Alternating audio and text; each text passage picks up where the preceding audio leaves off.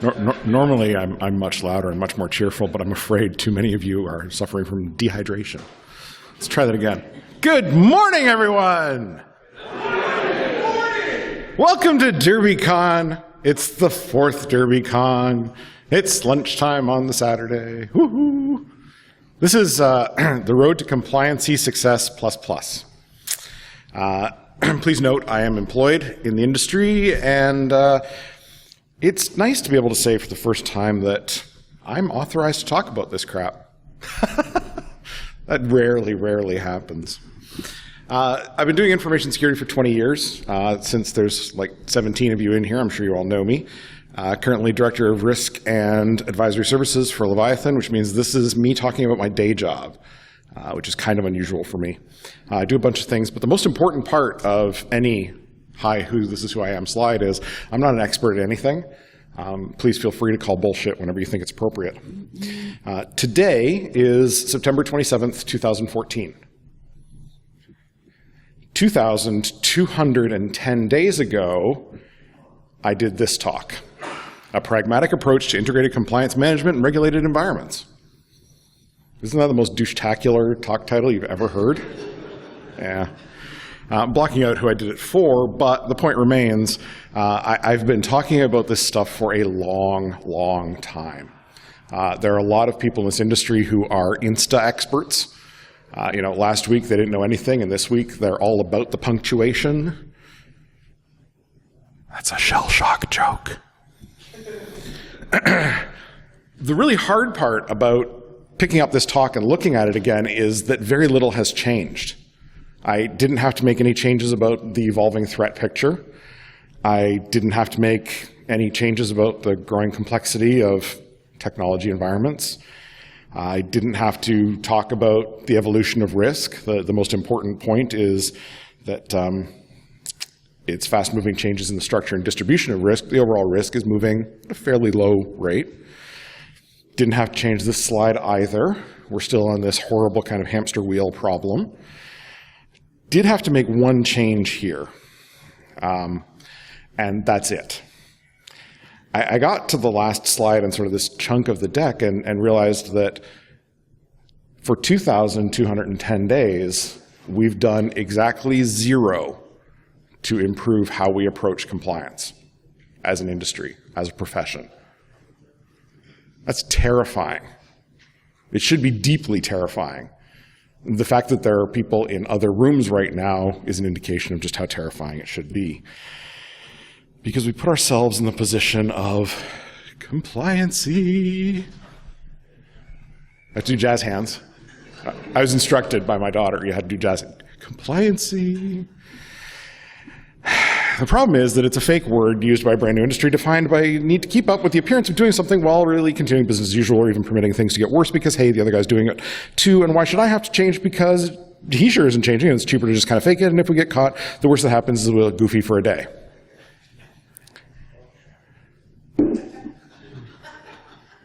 If you had any idea how deep the joke was there, you would fall over, sir. I'll tell you after. Oh, that doesn't matter. The joke's still funny. So here's the thing. This is the definition that I used in 2008. I predicted 6 years of business process, 6 years of product, 6 years of, oh, I'm sorry I lost all of your data. Oops. It's nothing but a fail. It's just elementally frustrating that, we find ourselves in this position of having all of these various regulations, things that we know about, things that we understand, things that, frankly, we should be tired of, because all of our vision just turns into a brick. It's a standard brick, and it's the one that you hear the clunking sound behind you as you contemplate each one of those compliance regimes. It's, you want me to be compliant with rules that were developed by a flunky who works for someone who won a rigged popularity contest that happens on a quadrennial basis. I'm sorry. My professional response to that is, what the fuck? Anybody who's read a HIPAA security rule document can understand me. It is internally inconsistent. There are rules that are contrary to each other within the standard document. There's this, complete lack of vision, frankly. You've got regulators and customer expectations and boss expectations and shareholder expectations, and really you're trapped because all of their expectations get overruled due to the GTP. I'm introducing a new buzzword. I not only expect but require that you promulgate this buzzword. You, being in this room, will do so cheerfully because I'm referring to these bastards. It's really, really hard to do good security work and good compliance work when you're faced with nothing but glorified toolpunks. They have one solution. Maybe it's one direction. I can never keep those things straight. Their answer to everything is more blinky lights. And to those of you who are in excess of 30 years old and actually know what that picture is of, you'll understand how stupid that ends up. Oh, thank you for the blinky lights. This is something that doesn't work out well, to be honest. More blinky lights is not the solution to the problem. More blinky lights is the problem. Is it that we need more people and process and less technology? I don't actually know. And that's really the crux of the problem. The technology hasn't improved at nearly the rate that it should have.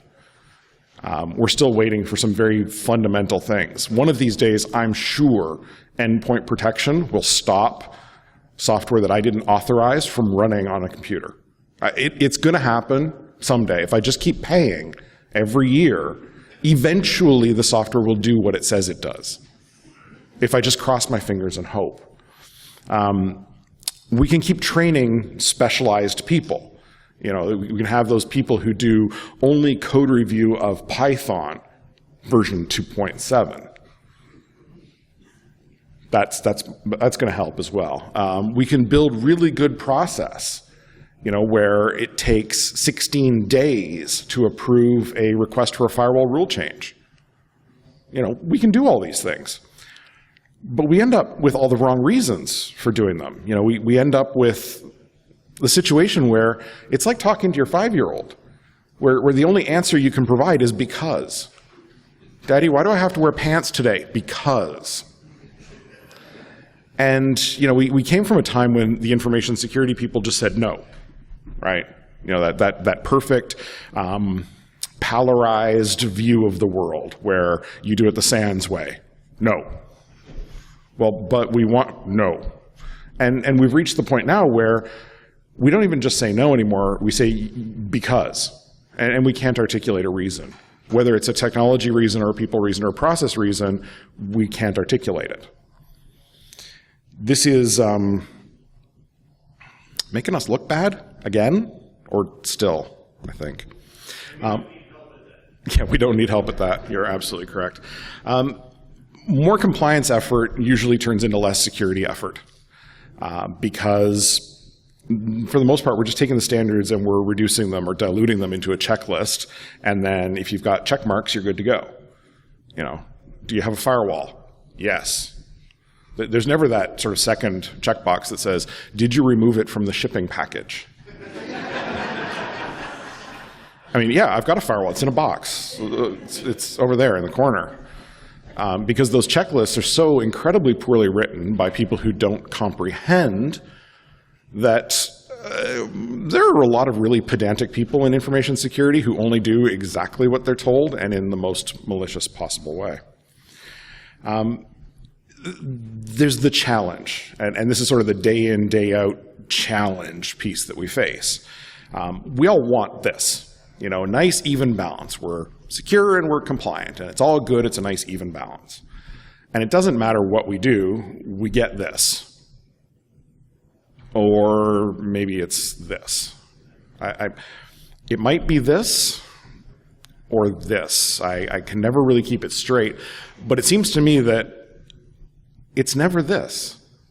There is never that balance. You're always stuck on one side or the other of this terrible swing.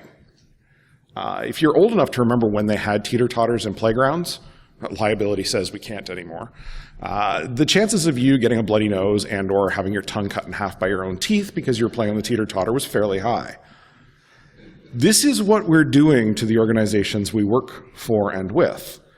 We're taking them out to the playground, and we're tossing them on a teeter-totter, and sometimes we win, and they end up with a bloody face, and sometimes they win, and we end up with a bloody face. This is not fun. This is why you take your ball and go home. What we really need is the doing it right. We need to simply push the bar up and keep it up. That's an easy place to get lost, I think. I spent years lost in that particular delta because, as non-glorified tool punks, we screw ourselves. We keep trying to be rational, and we keep trying to use logic, and we keep trying to say please. And what that gets us is a bloody face on the playground, which for some of us is a fond reminder of everything before university. Our biggest problems are things like inappropriate tools.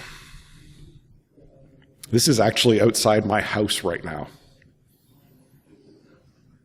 I'm not sure what the appropriate tool is for moving a cubic yard block of concrete, but I'm fairly certain this is not it.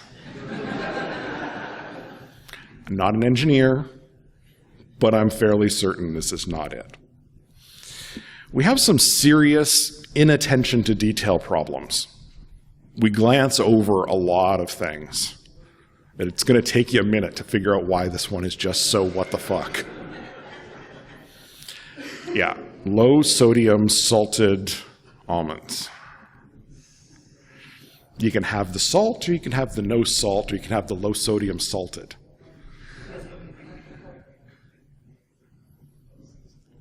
Not exactly sure who thought this was a good idea. Not exactly sure how I ended up accidentally purchasing them. But I think it was inattention to detail.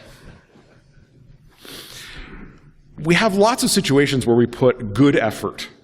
Part A, completely correct. You know, there's this nice water resist fitting on there to make sure that no water slides down the wire into the outlet housing. And part B is well done. It's a nominally exterior grade outlet. It has its flap open so that it can be utilized. It's actually a twist lock connector, so it's really hard to knock it out. Part A is correct, part B is correct, and I don't fucking understand.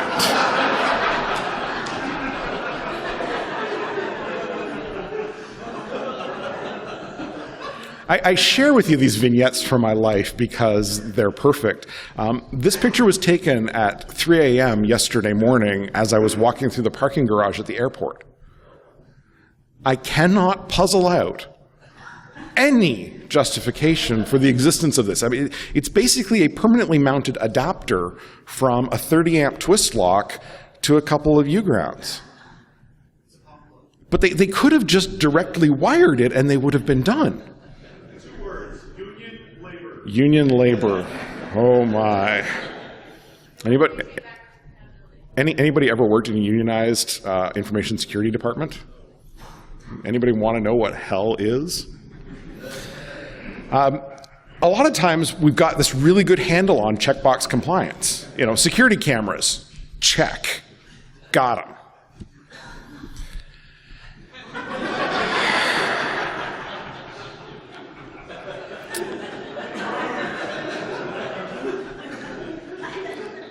This is Thursday afternoon in my dentist's parking lot.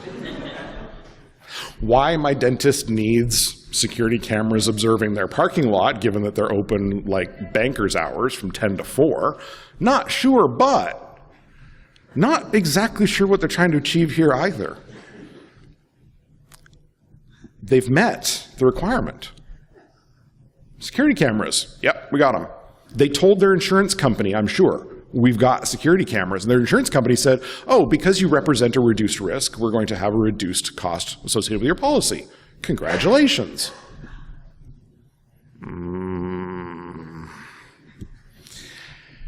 What this has done to us is put us in this position of being maliciously compliant. Malicious compliance is what we actually do when we say compliance. We adhere to the exact rule. Sometimes this is okay. Following the rules is sometimes a good thing. Sometimes not so much. NERC CIP, for example, says that you don't have to secure something that's at the far end of a point-to-point serial link. So in the mid-2000s, when we were busy switching off of things like FRAC T1s and switch 56s and frame relay and starting to move to things like MPLS, they started undoing that. So you'll still find like V35 connectors and ancient DSUs out in the field because I don't have to secure that thing. It's at the far end of a non-routable connection that runs slip. Just waiting for that one to sink in. All the old timers are going, oh. All the new people are like, what's a slip? Enterprise class solutions. This is my favorite term. Enterprise class solutions. You know, with integrated management consoles and best of breed technologies from acquisitions. It can be very maliciously compliant with that. Yep, I bought everything that vendor sells. Everything. Totally compliant now. We even put the training in the CapEx budget so that we made sure that we started with trained people. And our staff rollover is not measured in sub-1 year increments. There's nobody left who knows how to run the damn thing. But it's turned on. And we bought all the right pieces, so we're compliant, right? Yay. Anybody do problem resolution kind of stuff? You're sitting in a room with a developer who says, I can't see my server. And you say, well, what do you mean? Do you mean ping? Do you mean like network neighborhood? What do you... And your response ends up being, well, let's all take a trip down to US West 1. We'll see if we can find your server. That's going to work out.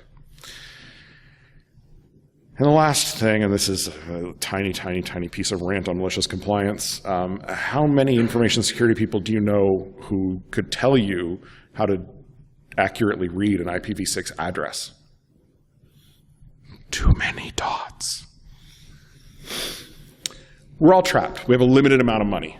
In a lot of cases, a sharply limited amount of money. You know, our budgets are flat or decreasing year over year. Salary expectations are going up like stupid. You know, you got kids who are coming out of a 4-year program in information assurance and think that gets them $90,000 to $120,000 a year. And it's like, dude, no.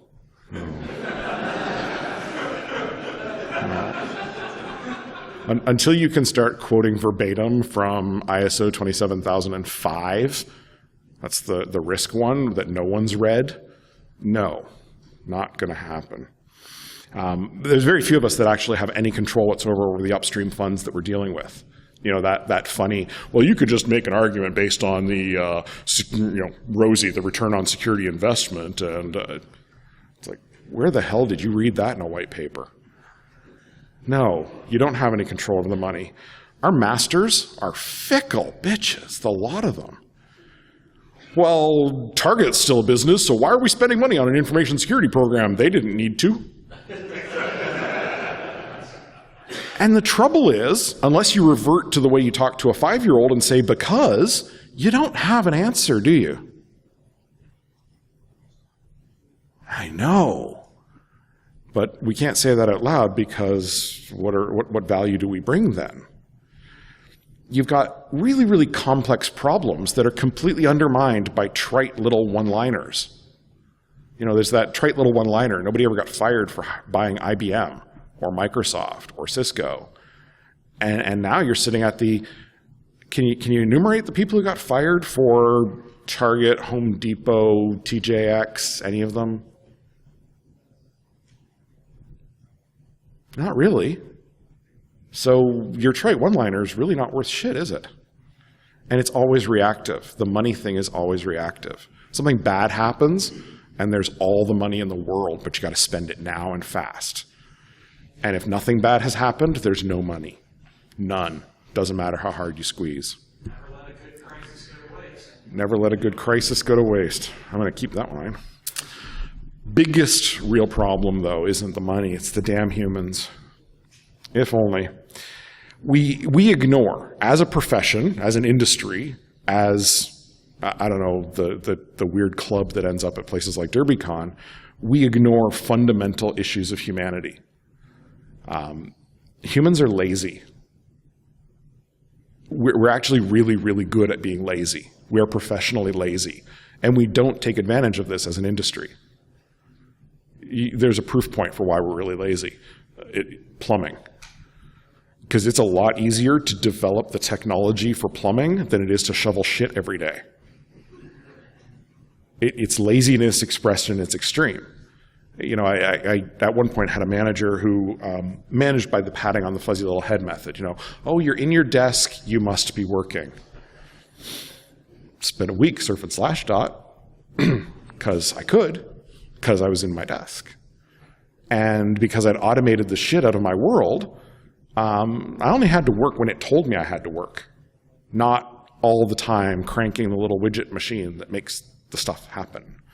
I like being lazy. Humans also take shortcuts. Every 90-degree corner that has ever been constructed in concrete has got a path that cuts across the diagonal. It's just the way it is. Humans avoid things. How many people participate in proactive procrastination? I will file and tag images in iPhoto for hours before I'll get around to writing that one document that I need to get done today.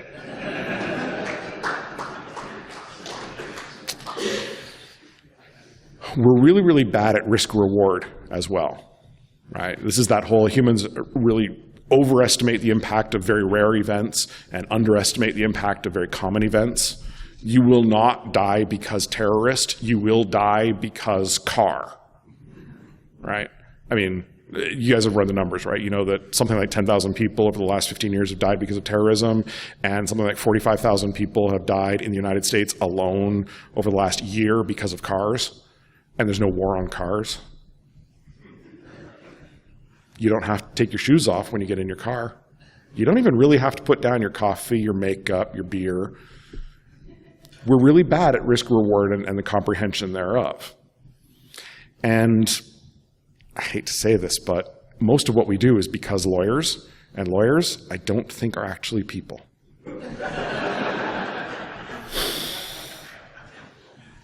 We're also trapped by our velocity. We are running at full tilt.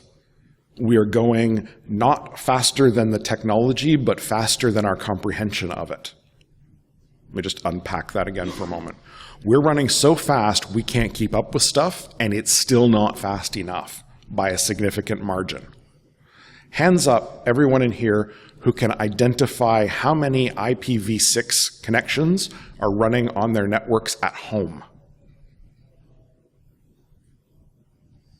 About 5 hands. Approaching 1/10 of the population of the room. Approaching. I can't. Most people can't. Are you fucking kidding me? We're supposed to know about this stuff. We're in information security. We're supposed to understand the OSI model.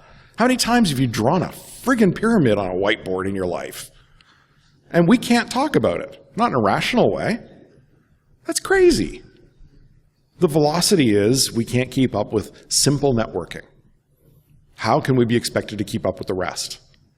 How can we unload the knowledge we have of how to do a configuration assessment on an AS400 in favor of this IoT thing, for example? I can't unlearn IBM RT to save myself. But I need to know the next new thing, and I need to know it before everybody else does, so that I can maintain some sort of credibility as an information security person. We're getting killed by money, people, and simple velocity. We have no margin for safety. And then there's the 5% problem. In the world of budgeting, that's the difference between getting the job done and getting the job done well. It's 5%. It's ridiculous. That's the difference between something that will not gracefully degrade, between something that will not function correctly, and something that will work exactly as it's supposed to. 5 miserable percent. We do an okay job. Minimum code standard. Anybody ever lived in a house that was built to minimum code standard? Yeah. It's interesting because they also statistically evaluate whether or not houses in a subdivision are built to minimum code standard. They test every X number of houses. Not every house. Not every system. Sounding familiar, isn't it? You think about how rickety some of our work environments are, some of our global information handling environments, and you think about all those subdivisions that are going to start falling down in 5 years wherever you live. Yeah. We use phrases like best practices, and we're lying through our teeth because people don't do best practices. People do common practices, the things that everyone else is doing. I have to at least do what everyone else is doing so that I know that I'm okay.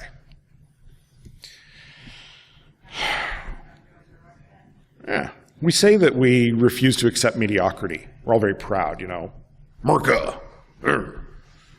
But we kind of love mediocrity, you know. Good enough that it works. Shitty but functional. We tend to protect ourselves individually by doing more than the minimum. Often just slightly more, but then we don't take that and apply it at work. We don't do more than the minimum for other people. We do more than the minimum for ourselves. And we land ourselves in failure every damn day. You know, how often have you heard, well, we couldn't afford to do that because we had to buy AV? I'm waiting for Symantec to deliver me a product that works patiently.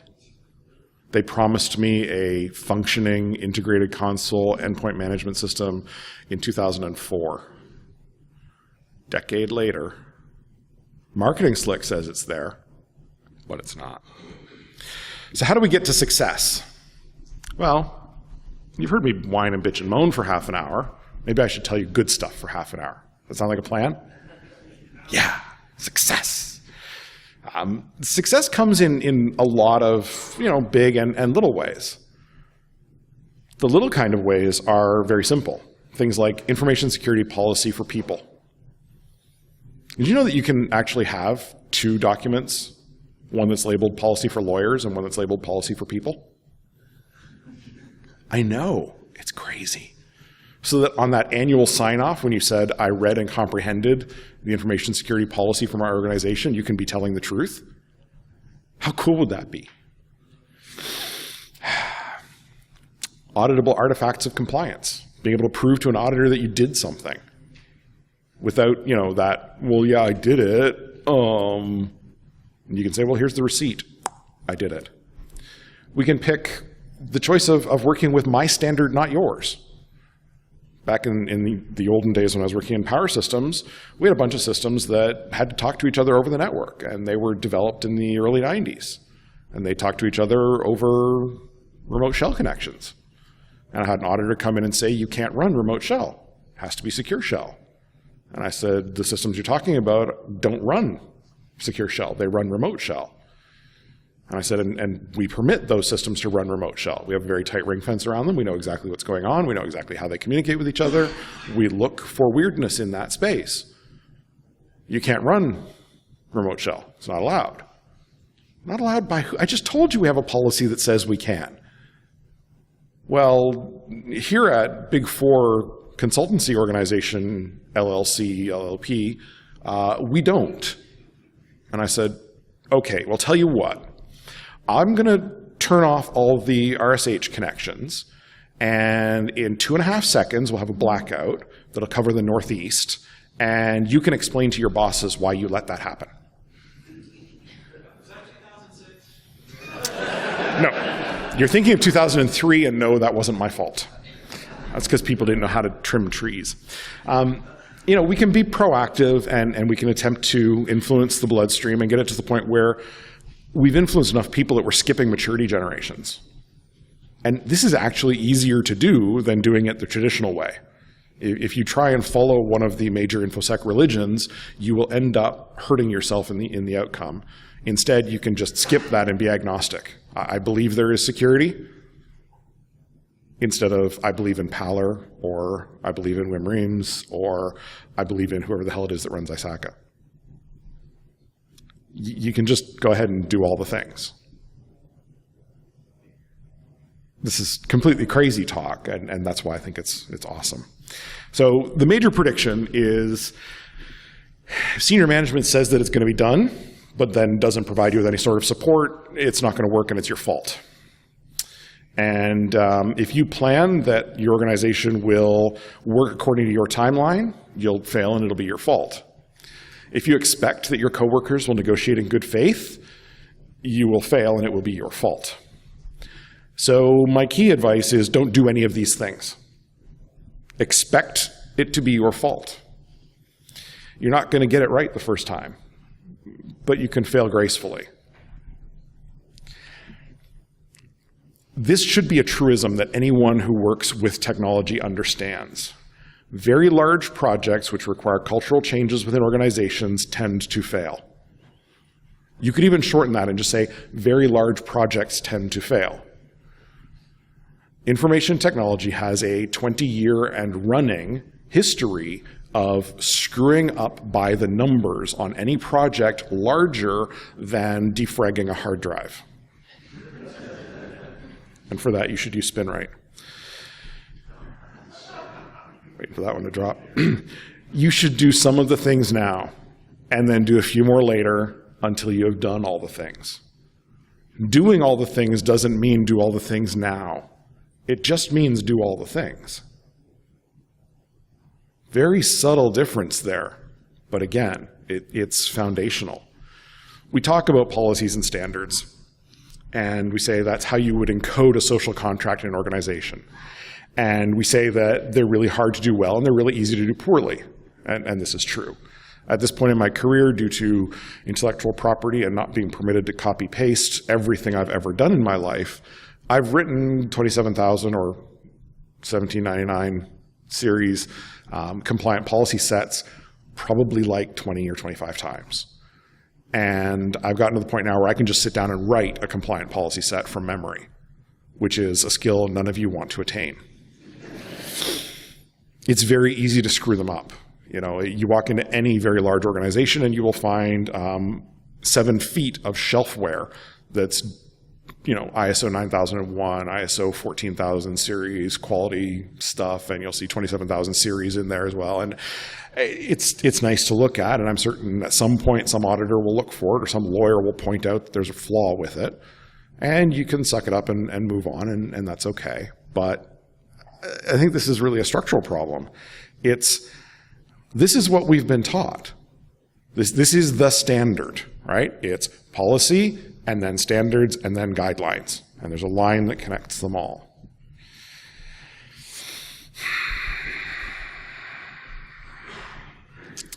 This doesn't do anyone any good, because none of you actually understand it. And sure as hell, the people you're dumping this on, the people whose job it is to understand the difference between a debit and a credit, or to turn the handle on the widget machine that makes the things that make the money come in for the organization that you work for that doesn't do information technology or security, that does something else, like is a bank or is a manufacturer or is a service organization. You could just skip to something that makes sense. And you could say that policy are principles. Standards are how well you do policy. They inform what you must do and what you could do if you had time or money, procedures and guidelines. It's a tiny, tiny little change to that asinine policy, standards, guidelines, because this is what we're actually talking about. You've got a policy that tells you what you must do or what you could do, and you've got standards that say this is how well you'll do it. All of a sudden, clarity. Because what you need to get people to sign off on, the part that actually counts, is not policy and it's not standard. It's procedures and guidelines. Do you understand what you're supposed to do and what you must do? I could actually understand that as an employee. I could say, oh, that's what I'm supposed to do and that's what I must do? Oh, okay. Yeah, I could do that. And it's like 10 pages max. It's not 75 pages of pseudo-legal bullshit. If I see the word enclosed hereto in another policy, I'm gonna punch shit. Because it's not, you saw Matlock. That doesn't make you a lawyer. You know, we've got the situation where policy standards, procedures, and guidelines support responses to specific imperatives. You have a specific imperative that says, this is what you got to do. And you say, okay, I've got a policy that says I'm going to do it. I've got a standard that says I'm going to do it okay, or mediocre, or really well. I've got a procedure that says, this is what I have to do, and I've got a guideline that says, when I have the opportunity, I could or should do this thing. That's easy. You've got this nice map between the imperative and the responses, either must or should. All of a sudden, you've got clarity. A reasonably intelligent but otherwise uninformed adult human could look at that and say, oh, this is what I'm supposed to do. And more than anything, you've created this shortcut. You haven't required that people walk down Policy Avenue and hang a right onto Standard Street. You've said at the end of Standard Street is guidelines. Here, take this shortcut. That's really cool. You've saved everyone time. Have you ever figured out the cost of a meeting in your organization, especially in all hands? 1,000 people in the organization, takes an hour for budgetary purposes. We'll call it $120 an hour is the fully loaded rate for a person and their facility. You just spent $120,000 on a meeting. You go into somebody and say, you have to read and understand this policy set, and it's 60 pages long. We expect it'll take you no more than 4 hours. And there's 1,000 people in the organization, and the fully loaded rate is 100. You've just spent, the better part of, call it $500,000 on getting people to understand a document that you wrote in a few days. Why don't you spend a few more days and write a document that takes people 10 minutes to understand? That's direct monetary savings. Fuck return on security investment. How about just return on not making people read stupid shit that you wrote? Shortcuts are really good because if you make the right thing the easy thing, people will do the easy thing. This is what people do. You always do the easy thing. If, for example, you made sure that as soon as the dishwasher was done washing dishes, you emptied it right away, then your kids would never have an excuse to leave dirty dishes on the counter, would they? Because they could just put them right into the dishwasher. I just made the easy thing the right thing. Because it means as soon as that dishwasher stops running, I am out there emptying that thing like lightning. No excuses. I'm going to make it so that you can do it. It means that I have to do a little more work.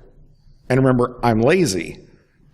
But if I do a little bit more work and make sure the dishwasher gets emptied so that the kids put the dishes directly into the dishwasher, it means that not only do I not have to do it after they've gone to bed, but I don't get yelled at because the dishes aren't done. And some of you understand why that's a good thing.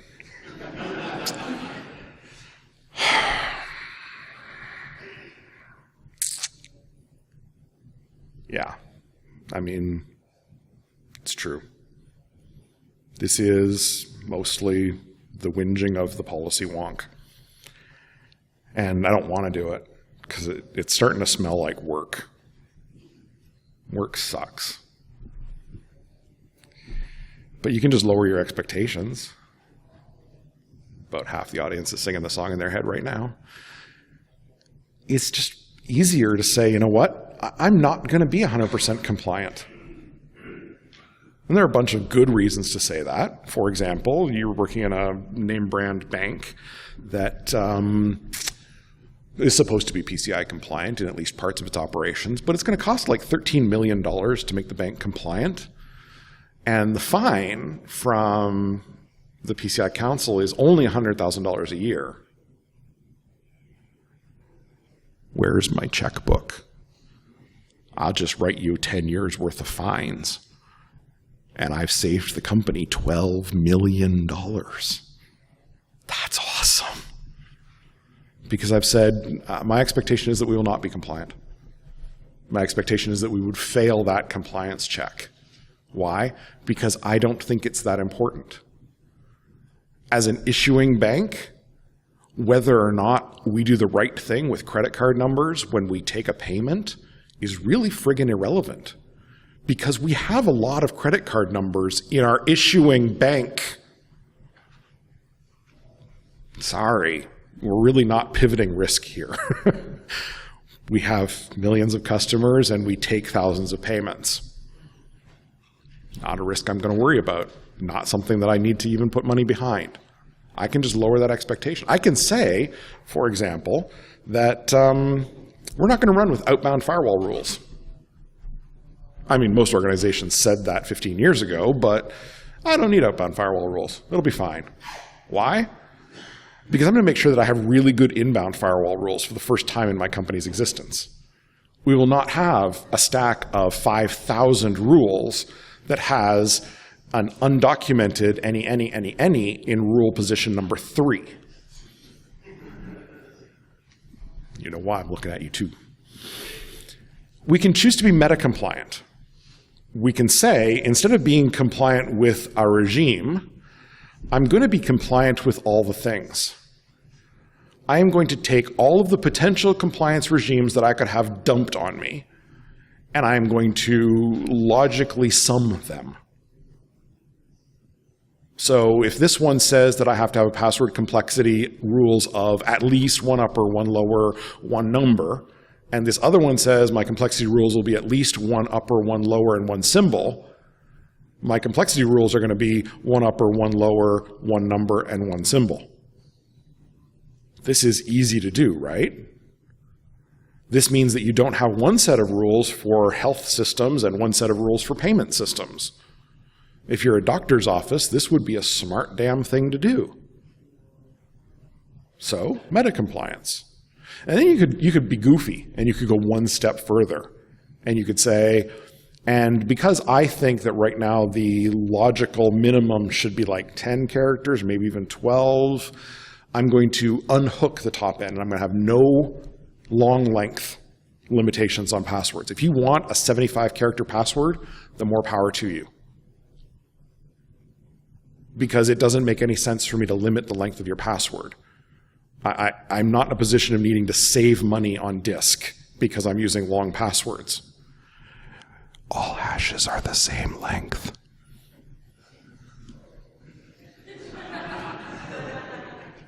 You've had these arguments, right? Or if you haven't, now you're gonna. you get these modest gains because you said, we're not going to do mega projects. Screw mega projects. I'll do 1,000 little projects. The idea of doing quarterly releases of software or doing 10 releases in a day, DevOps all the way. I would rather do 10 releases a day than do 1 release a quarter because less shit breaks. And when it does break, fixing it is less work. This means that your increases in compliance are going to be modest at the beginning. But it's a waterfall problem, right? As long as the water keeps pouring over the waterfall, eventually the bucket gets filled. Doesn't matter whether it's a trickle or a torrent. If you try and collect water at the bottom of Niagara Falls, you're going to lose the bucket. So just take what you can get when you can get it. Some changes are going to be really hard pressure on the organization or on specific parts of the organization. Like when you tell the authentication and authorization folks that having a limited length password is the stupidest thing you've ever heard, and then you use the XKCD method for proving that they're dumb by showing them this is how hashes work, which is shit they should know, but they don't. And because you educated them with a smile on your face, one or two of them are going to go, oh, duh, of course. All I need to do is make sure that I can parse a longer hash, or parse a longer password into a hash.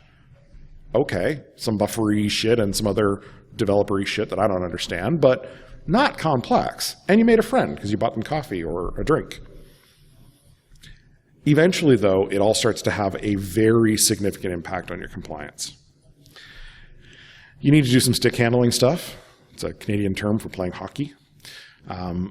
Prepare your key stakeholders for the fact that it's going to be slow progression. They're not going to see big changes in a week or 2 weeks. It's going to take 2 months or 3 months to start seeing changes. And you can say to all the key contributors, here's what we mean when we say compliant. We don't mean compliant enough. We mean very slightly over compliant, because it means that we won't have to do this again next year. And it means that when the auditors come call, oh, we're going to talk about auditors yet still. Consider communicating a very high-level version of the plan. People like to know where they're going. Right now I have construction machines ripping up my street because they're replacing the sewer. And at no point did the city feel it was reasonable to tell us that they were going to do the storm sewer first, and then the water service, and then the sanitary service. And they were going to rip up the street 3 times in a row because it's easier for them to do it that way, even though it's slightly more disruptive to us. Just a little bit of high, I don't need to know which day they're going to be installing the 7mm stone crush rock dustless. Like, it doesn't matter. What matters is they're going to go up and down the street 3 times. And they're going to do the part that I care about the most, the storm sewer first. So when it rains, my basement doesn't turn into a swimming pool. And they're going to give me new water service, which is awesome because we'll have water pressure. And then they're going to take care of the shit. Small changes that work in your favor look ineffective. And your overall compliance level will appear low. And it's going to continue for a while. But don't give up.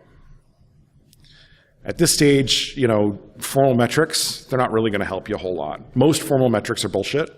If you're not a Six Sigma organization operating at CMM level 5+, metrics aren't going to help you a whole lot because you're stuck in the Alex Hutton problem.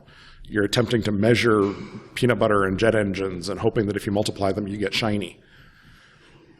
So stop trying to measure stuff in quantified ways. Qualified is good enough. Because the traffic light report says a lot. This is your response upward that says, are things basically okay? Should I be concerned about the thing that's in front of me? Or, holy shit. Those are the 3 levels. And these map really well to risks, too. There's look foolish, lose my house, and wear an orange jumpsuit. The mapping is clean. Right? And it's easy to talk about. It's easy to say to your boss, we're going to fund all orange jumpsuit risks. And your boss looks at you and says, huh? Anything that would cause you to have to wear an orange jumpsuit, we're going to make sure doesn't happen. And your boss goes, yes.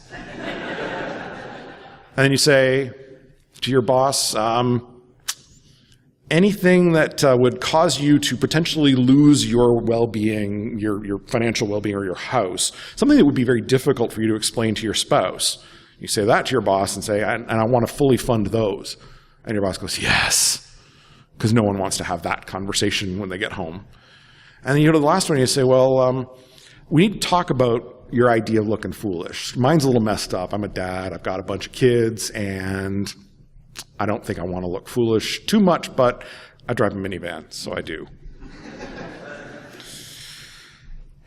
You map in the reverse direction. The way you created all of those policy structures by mapping from imperatives to things that you could or should do, you just undo that mapping to be able to report. And then you tell everyone, not just your usual authorities. And everyone contributes and everyone learns of their success. Lather, rinse, repeat. The last point on auditors. Bury them in artifacts of compliance. Tell them exactly what you did, when you did, and how well you did it. When you're done, tell me about your road and whether or not you found Compliancy++. Thanks, everybody.